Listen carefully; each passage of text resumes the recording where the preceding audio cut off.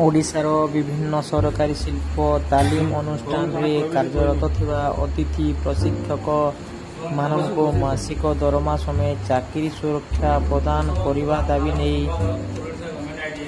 ଆମରଣ ଅନଶନ ପ୍ରସ୍ତୁତି ପାଇଁ ଆଜି ସୋନପୁର ଷ୍ଟାର ହେଲ୍ଥ ଇନ୍ସୁରାନ୍ସ ସଭାଗୃହଠାରେ ଏକ ସାମ୍ବାଦିକ ସମ୍ମିଳନୀ ଅନୁଷ୍ଠିତ ହୋଇଛି।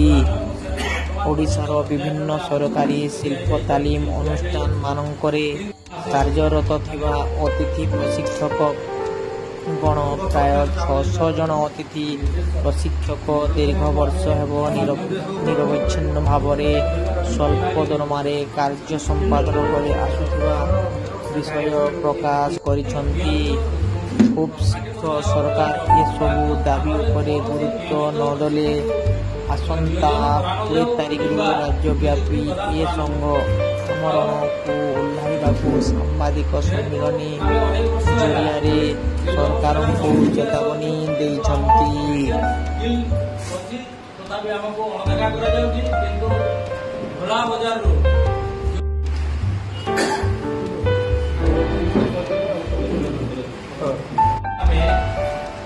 ନିର୍ଦ୍ଦେଶକଙ୍କ କାର୍ଯ୍ୟାଳୟକୁ ଯାଇ ଆମେ ଦାବିପତ୍ର ଦେଇଥିଲୁ ଯେ ଆମର 7 ଦିନ ଭିତରେ ବା 7 ତାରିଖ ଭିତରେ ଆମର ଯଦି କୌଣସି କିଛି କରାନଯାଏ ତାହେଲେ ଆମେ ଆମର ଅନଶନ କରିବାକୁ ବାଧ୍ୟ ହେବୁ ବୋଲି ଦାବିପତ୍ର ଦେଇଥିଲୁ ଏବଂ ଦାବିପତ୍ର ମାନ୍ୟବର ମୁଖ୍ୟମନ୍ତ୍ରୀ, ମାନ୍ୟବର ବିଭାଗୀୟ ମନ୍ତ୍ରୀ, ମାନ୍ୟବର ସଚିବ, ମହାମହିମ ରାଜ୍ୟପାଳ ଏବଂ ନିର୍ଦ୍ଦେଶକଙ୍କୁ ଆମେ ଦେଇଥିଲୁ, କିନ୍ତୁ ତାର କୌଣସି ସୁଫଳ ମିଳିଲା ନାହିଁ।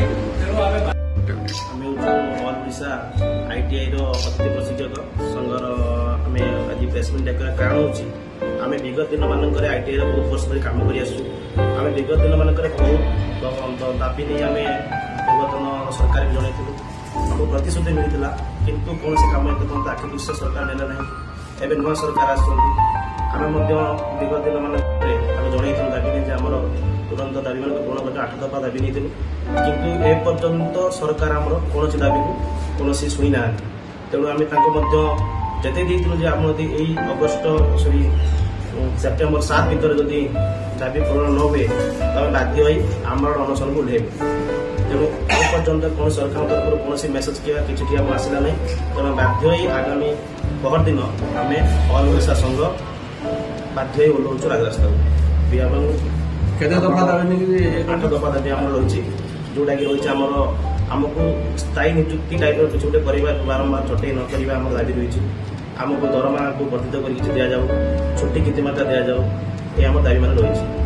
ନାଁଟା ଆପଣ ସୋନପୁର ITI।